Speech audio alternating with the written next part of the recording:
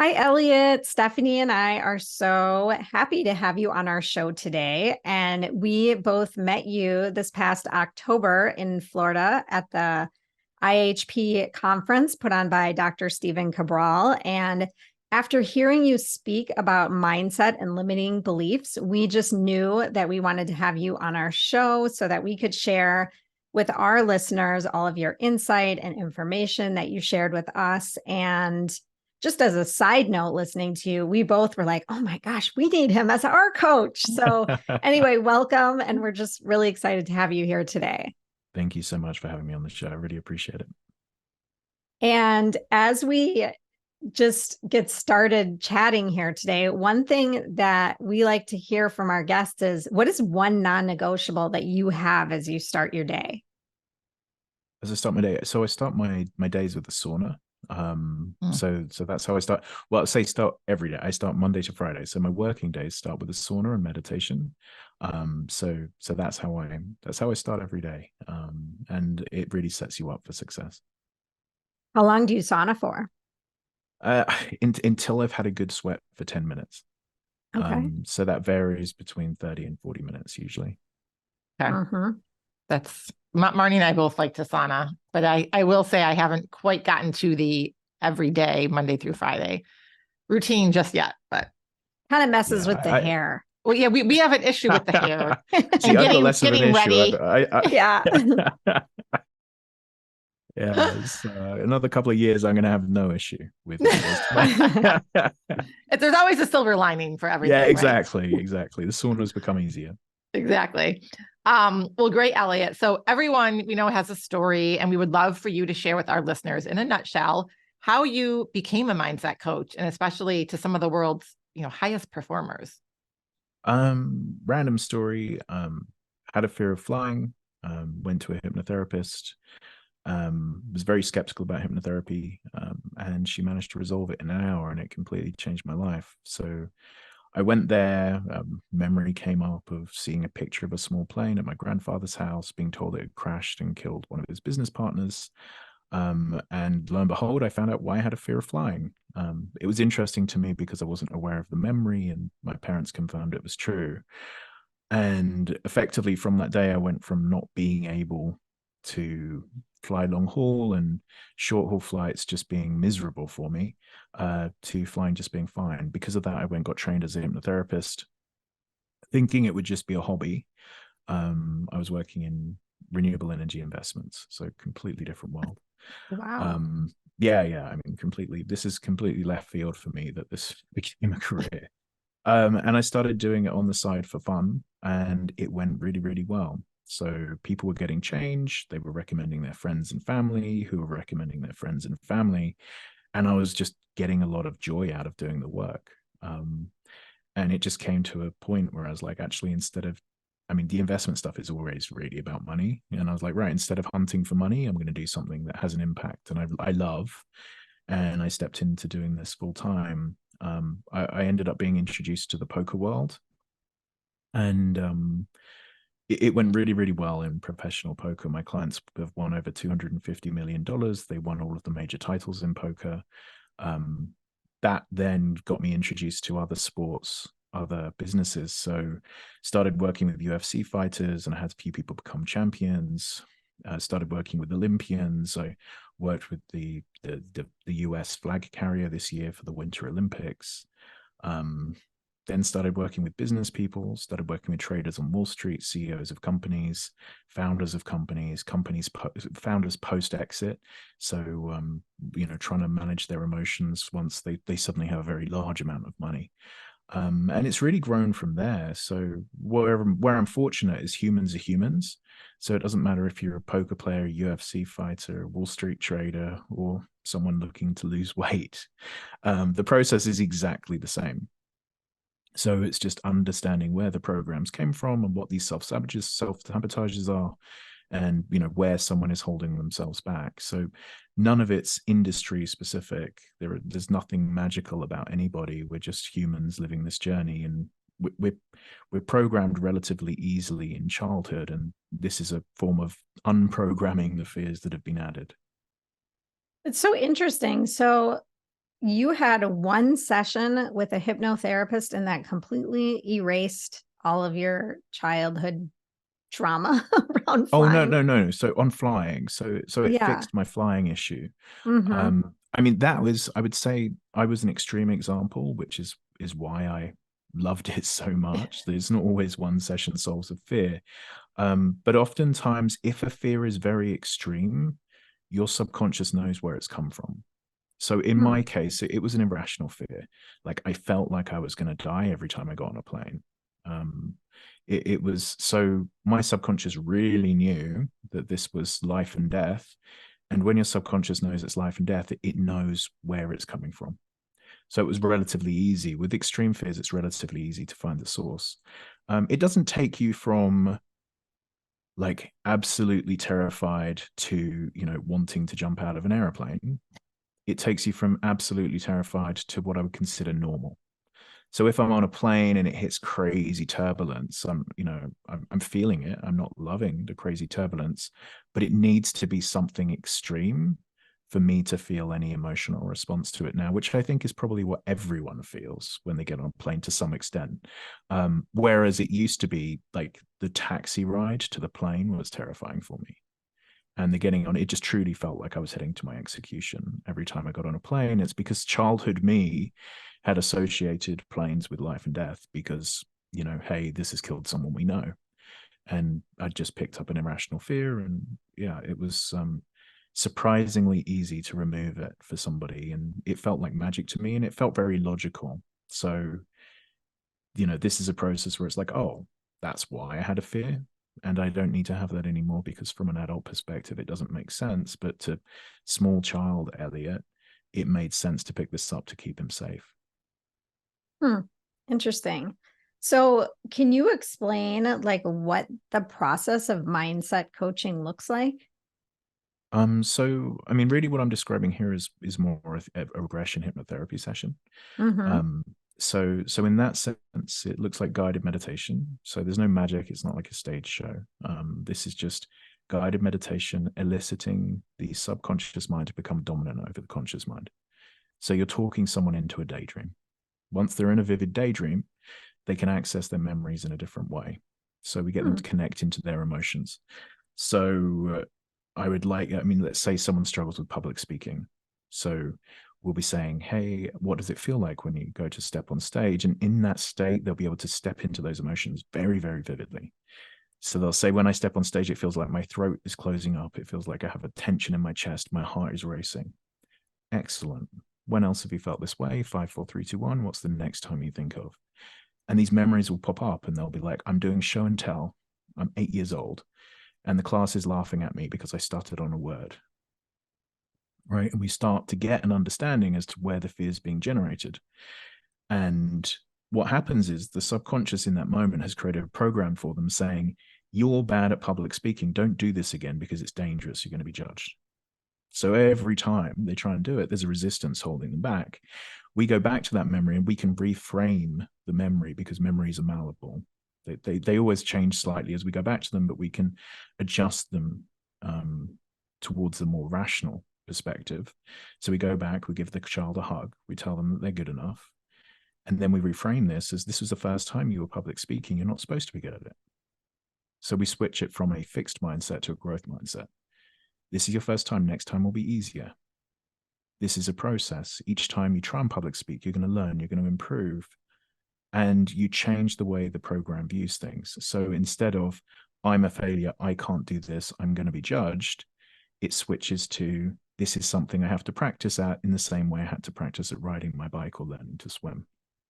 So we reframe it from a negative memory to a positive memory. And then as we've removed that trigger, the subconscious doesn't have anything to fire on when we go to step on stage again. And again, it doesn't necessarily take them from a 10 to a 1, but it takes them from a 10 to perhaps a 6 or a 7. And that's low enough for them to actively be able to practice and get good at public speaking. Does that make sense as a process? Yeah, it does. Yeah. I'm wondering how hard it is for a person to get into that state where they can, like, what if they don't know where it's originated? Like, how hard is it to So they would almost never know where it's originated from. So how does it come up?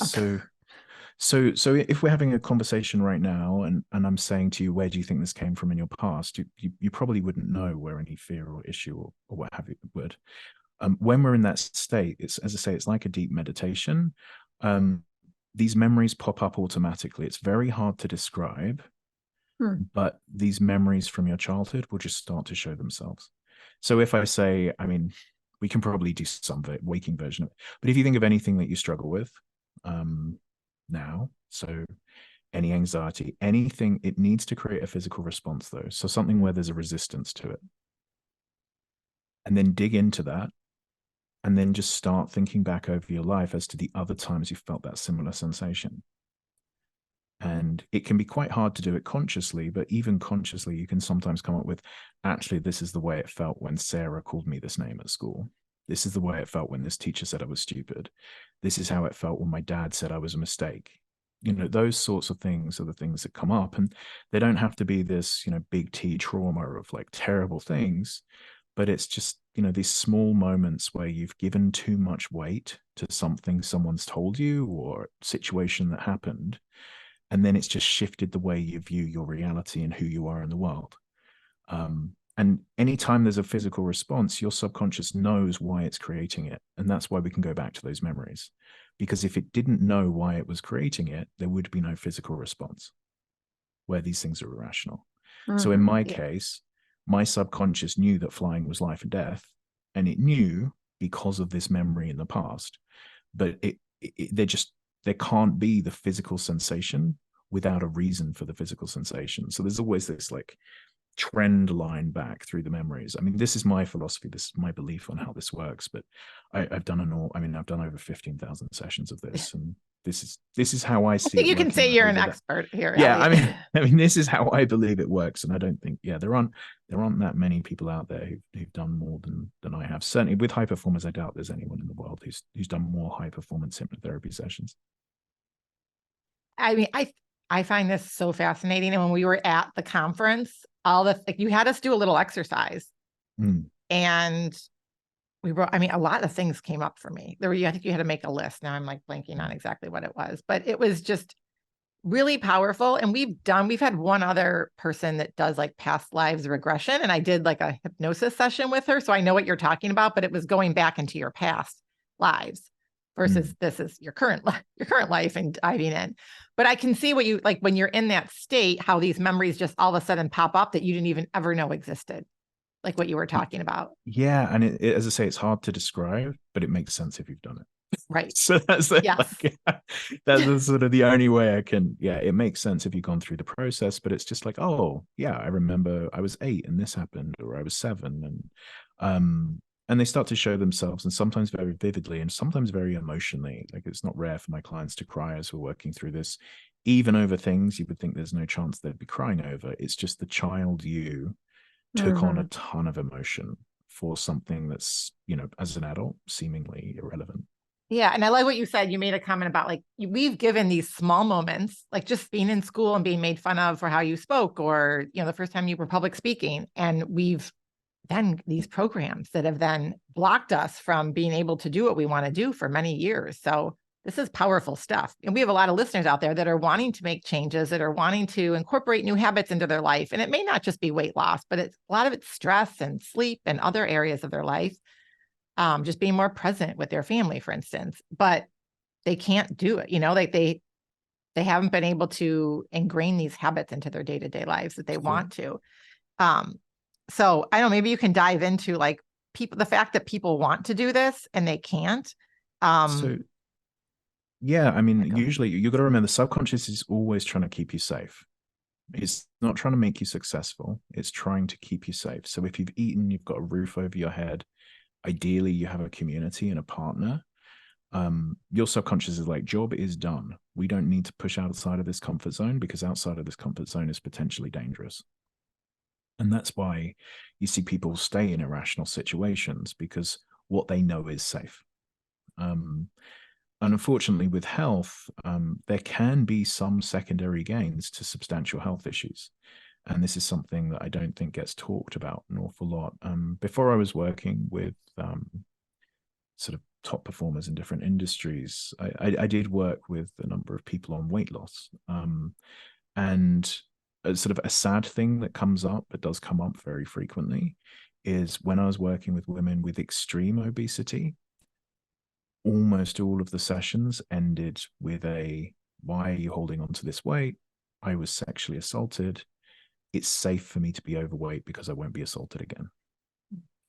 So the subconscious has decided that holding on to the weight will keep them safe from a further assault. I've had other people come up with, I don't want to lose weight because I'm scared I'll leave my partner if I lose weight.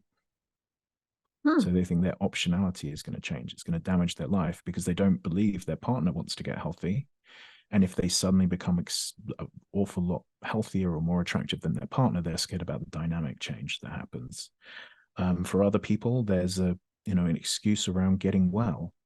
What happens if you let go of this illness? Well, I get less attention. I have no excuse not to be successful. So I would always say to someone who's struggling with a repeating pattern around health, where they say, I really want to change this, I really want to let go, but they're struggling to let go, write a list of what would be scary about releasing it. And there's usually some things that go on that list. Well, it actually makes me think about a client that we talked to recently who is interested in eating healthier and not drinking as much in social settings, but he was worried that people would consider him to be less fun if he was drinking less, even though he's still a fun person. It makes me think about, and that's the secondary gain. Yeah. So it's like, what's the secondary gain? People think I'm cool because I'm a drink. Where did you learn that? Well, when I was 8, Uncle Eddie was the fun uncle, and he's the one who drank a lot. Something along those lines. Or at college, I was really uncomfortable, and then when I started drinking, everybody liked me. And I think that's a very common, I think that's super common. I hear. Yeah. And you sort of get this, drinking is cool. And then it's very hard to let go of drinking, even when no one else finds it cool anymore. It was cool maybe when you're 21. But that program is there, and you need to dig into it and say, is this actually that I want to be drunk and I want to have bad sleep and deal with all of those things? Or is this that there's another program that I'm insecure, I'm struggling, and it makes me feel safe to have a drink in my hand because people will accept me if I have a drink in my hand? So it's sort of exploring these secondary gains to what otherwise would look like irrational decisions. So, and as you can get an understanding and awareness of why you might be making these irrational choices, then you have more power over making change. And if you're not aware that you're trying to keep yourself this way, it's very hard to have power over it because the automatic program kicks in and you don't even know where it's coming from. It's just like, oh, that was strange. I just went to the fridge again and I ate. And if it's like I went and ate because my subconscious is scared for me, it's scared of me being healthy, of being attractive, then you can put up a different type of battle and resistance and see some change. This is so powerful. I think that the drinking example, Marnie, that you mentioned is very relevant to a lot of adults, a lot of middle-aged adults that you and I, see or interact with. There's a lot to unpack there. Well, and it ties into those limiting beliefs, right? If I do X, Y is going to happen or whatever it is. So you're suggesting that you really dig into the root of, what that is and where that's coming from. Well, it's interesting because Marnie, you and I, and just how we were trained as health coaches, that's what we like to do. And kind of with functional medicine, it's getting to the root cause of why you're unable to make this change that you want to make. And what you're saying is you really need to get into that subconscious state to do it. We're not trained hypnotherapists. Well, my modality is that. So I'm hugely biased. Yeah. Well, but it makes sense because there's only so many questions you can ask someone when they're in their conscious state to try to figure out and peel back the layers and get to that root cause. And this is just taking it to another level. Yeah, it's definitely easier with the subconscious modalities. So hypnotherapy, EMDR, some versions of NLP. But I do think even just having awareness from like this conversation today, if you sat someone down and you just make them write that list, So, hey, Mhm. you're struggling with your drinking. What are all of the things you're giving up if you give up alcohol? And make Yep. them build that list out, and then make them justify those things. So you're saying you're giving up your friends. Is that true? Do you have no friends who don't drink? Do people like that person? Do you know what I mean? And oh, you Right. think you'll no longer be funny. Okay, is that true? Yeah. But like really breaking it down on a piecemeal basis. Um, and I think, as I say, my preference is the subconscious modalities, but I think there are still questions that can be asked, and you can really push people into this different level of perspective Mhm. of where the struggles are coming from, just with a bit of time and a bit of pressure on those uncomfortable questions. Well, and it even makes me think of clients that I've worked with that say they don't have time to do meal prep, Hmm. and it's like, you could dig into that, right? Like, do you really not have time, or are you not making the time because you're on social media 4 hours a day or whatever it is? It is never And true. I right. mean, Yeah. it is, um, yeah, it's just never true. It's bad time management. Nobody has no time. Um, even if you're extraordinarily busy, because the truth is, you're going to be cooking anyway. You have to So eat. I so mean, you're there gonna, you yeah. have to eat. Everyone is eating. They're preparing that, even if it's, hey, you're going on DoorDash and ordering and doing what's have you. But the reality is there is something happening to eat the food that they're eating, and just blocking it all on a Sunday for the week. You just have to borrow the hours elsewhere. But there is something here where usually it's a good excuse to not do it. Is the easy excuse is, I'm too busy, it wouldn't be possible. It's like, okay, you couldn't stay up 1 hour later on a Sunday night so that you don't have to Yeah. do anything all week for your food. It's just not true. Right. Right. Okay. So we'd love to dive in, Elliot, and talk about your like how you work with people specifically, but we know you have the app Primed Yeah. Mind. Um, so if you can't, get into the one-on-one coaching, how this app can help people and the different topics that covers, and maybe just walk us through that. Yeah. So a few years ago, we released an app, Prime Mind, which is suggestion-based hypnotherapy. So there are around, I think, 300 to 400 audios helping you deal with different aspects in life, from health and wellness, sleep, exercise, confidence, winner's mindset, um, determination, starting your day correctly, journaling, etc. So they give most of them around 12-minute audios, and they run through a hypnotherapy um, script to help you get into that subconscious state and then reframe. So it's a state change app. So you're struggling for the day, you're feeling anxious, you listen to the confidence audio, and it helps boost your confidence for that day. So that's available. We're going to do a deal for the listeners of this. We're going to do a 50% discount on the annual fee. So we'll make sure that you guys have a link that you can share for that. But I would say check that out, and you can just download it on iTunes. Sorry, yeah, either of the app stores. So Google Play or iTunes, and on the App Store, sorry, and just check it out for free. There's about 40 audios that are just always free, so you'd never have to upgrade, but with the upgrade, you get the full, over 300. I So I listened recommend I that. listened to one yesterday, actually. Oh, Um, awesome. yeah, but I was sitting at my desk working. Oh, So okay. I'm So yeah, like, oh, you I, can't I do just that. wanted to try it out. I wanted to Yeah, try out the app, to but give you an I'm idea. really excited to use some of those meditations or audios for state change or whatever while I'm in a more of a Yeah. meditation Yeah. mindset. So the best way of doing it is put yourself somewhere calm, somewhere quiet. So lay down on a bed, sit in a chair, get comfortable, close the door and tell the kids not to come in, and close your eyes for the 15 minutes and just try and get as relaxed as you possibly can. And then with any kind of visualization exercise, you get better with it the more that you practice. But really try and make the pictures in your mind as clear as you can. So if it's, hey, I'd like you to picture a beach, what does a beach look like? But also, what does the sand feel like beneath your feet? What does it feel like, the warmth of the sun on your skin? What does it smell like when you're at the seaside? So the more vivid you can make the pictures, the more your mind will accept it. And then the easier it is to get that state change. Yeah, I'm excited about it. I've been trying to do meditations or meditate, not do meditations, daily. And I'm up to like 10 to 15 minutes, which is a lot for me. So I'm excited I've been using a different app, and now I'm excited to experiment with your app. Yeah, we'll have a play and let us know what you think. Yeah, and then we offer coaching. So I offer to coaching. Realistically, my coaching's for sort of very high performers. So typically I'm working with people who are trying to get to number one in the world in a sport or an industry, or they're running, some of the guys running multi-billion-dollar companies. So that's sort of my niche area. But I've trained a team of coaches at all price points. So if anyone ever wants to reach out to work on mindset, just head over to elliotroe.com, and there's an application form.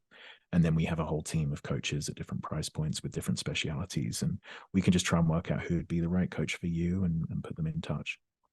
Can you tell us, like, I'm guessing most of our listeners probably aren't looking to be number one in the world in a certain thing, but you never know. So, but if you are, reach out to Elliot. Yeah. So for those people that aren't, but they maybe are smaller entrepreneurs, or they still have big goals for themselves. What does that process look like with some of your other coaches in terms of, is it like, you meet 4 times and you're off and running, you're meeting for 2 years? Like, what is... So we usually sell 10 packages of sessions. They're usually used over 6 to 8 months. So with hypnotherapy, it's not like talking therapy. You don't need to see someone every week. You do one of the deep dive sessions, you bring up these big emotions, you work through it, and then you need enough time in between the sessions to actually see what's changed and what hasn't changed. So the early sessions are a little bit closer together. So they're usually every 2 weeks for a while. And then as we start to see the changes, we put bigger gaps in between the sessions, so that there's even more time to test the emotional change. So as I say, those 10 sessions, usually 6 to 8 months would be the average use case. And you should start to see some change after the first few sessions. There's usually some noticeable change if we hit the right memories, the right processes. And depending on what the client is looking to work on, sometimes they do 10 sessions and that's it, and they're done. Other times, this is a longer term interaction, and they might catch up monthly past that point, or they might have quarterly calls past that point, where they're basically just looking to stay on track. But it depends on the individual and the industry. I mean, I have some clients who do very frequent calls, and that's basically because they're on Wall Street and they want to do a call every 2 weeks because they're trading millions of dollars. Or I've got guys playing extraordinarily high poker games. It's like every Wednesday they play for $1 million, and they want to talk to me every Wednesday before they do their call, but before they play their game, those sorts of things. But the normal interaction is 10 sessions over 6 to 8 months. Okay. That's something I really personally want to explore. Me too. That's what I was wondering. Yeah. Right. But I'm not. Well, we have some great one, coaches, so yeah. I can, Right. Well, I'm sure you do. So speaking of the high performers, it would be kind of fun, without sharing names or anything, could you share a story of maybe it's someone on, looking to be number one on Wall Street, or a high performing athlete or something, a fun story? Yeah. I mean, some of the stories are public. Okay. So I can share one of the public ones. So I was working with a poker player called Federal Holtz, 2015. He had some success on online poker, but hadn't had any live success, and was struggling to understand why there was a difference between his results in the different areas. We jumped into these sessions, and he started bringing up these memories of being bullied as a child, for being clever in school. So for being successful. And the way that he adjusted to that was to dumb himself down in class to make sure that he wasn't picked on. So he had this habit of, under pressure, dumbing himself down to make sure that he was safe. We worked through those memories and those issues. And I remember at the end of one of the sessions, he was like, right, I'm just going to win now. And then from that point forward, over 2015, 2016, he won about $25 million in most of the major poker tournaments of the year. Wow. And then, so it went well. I hope he gave you a cut. I know. I was sorry. I hope you got a cut of that. Unfortunately, don't work on percentage, but he helped. It was his idea for the app. So the app that we're talking about, Prime Mind, is he was like, this was so incredible for me. I want to be able to share it with more people. And obviously I can only work with so many people. So he was one of the business partners in the app and helped with the funding, because he was like, this changed my life and I want more people to be able to enjoy it. But that's probably a very easy example of one of these situations where someone's holding themselves back. And as soon as we release the brakes, we can see the true potential be seen. And obviously, not everyone gets those results. Right. So you have to have the potential, but if someone's holding themselves back, we can free it. We can actually find out just how good they can be. And I'm even thinking it, like we're talking money here or athletic performance and things like that with business owners, but what about just your relationships? Like how you interact with your spouse and your kids, if you're like freaking out at them all the time and just having lots of triggers, like that has nothing to do with, your job or your career, but that's a really important part of your life, your relationships with your friends or your family. It's exactly the same thing. Yeah. So, this, because it's irrational behavior. What's happening is something is triggering you and you're going back to 5 or 8 year old you. Right. So if you find yourself shouting and screaming, that's not actually an adult response. That's 8 year old you who, when she shouted and screamed, used to get her own way. Right. And that's how we interact in our household. So, then we can work through that.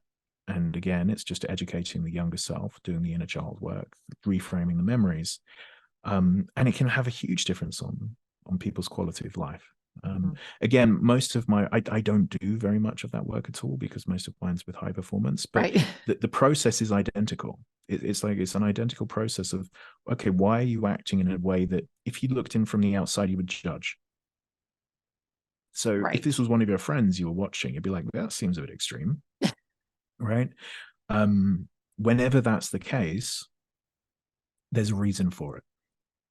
Because you know what to do. Looking in from the outside, you know what to do, but you're not capable of doing it yourself. And therefore it must be a subconscious program because logically you have the answer. And that's with all of the work I do. And I think it's a big definition of like whether someone needs a mindset coach or a strategic coach is if you don't know what to do, you need a strategic coach. So if in your business, you don't know the next steps, or in your health, you don't know what you need to do for your health, you need someone to teach you what it is you should be doing. If you have that information and you can't do it, that's when you need a mindset coach because you know what to do, but you're not capable of doing the things you already know how to do because more information is not going to help you. That's not the issue. That's my issue for sure. I need a mindset coach. Barney, that's what he had us do at the conference. Yeah, no, I know. And I was like, yeah, I don't need a strategy. I already have done all those courses and people telling me what to do. Yeah. It's so interesting because I think that every single person has these limiting beliefs. Everybody out there, right? There are very few people that are naturally able to just go do everything they want to do, right? I would say everyone has them, but they just have them at different levels. I was going to say that scale of 1 to 10 that you talked about. It just depends where they hit. So there's these like you're completely correct. Everyone has them. And it's like, it allows you to get to a certain level whilst you feel still safe and comfortable. And then to push into that next zone, there's this resistance. And then, yes, another couple of years, there might be another resistance that shows up in some other way. So if there was one thing that you could leave our listeners with that they could do today, what would it be? So the first thing is just sort of a thought exercise. And that's really just don't define yourself by any emotion or any way of being.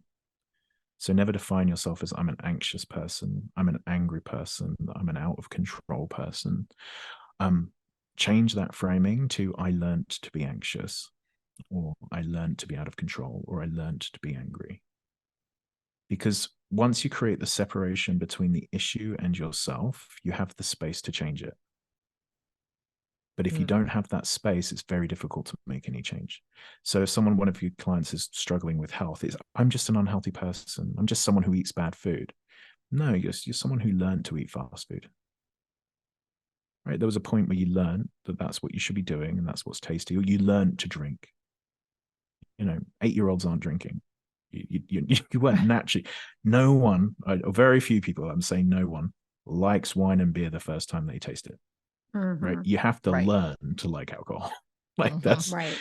Your first sip of vodka usually isn't your favorite drink.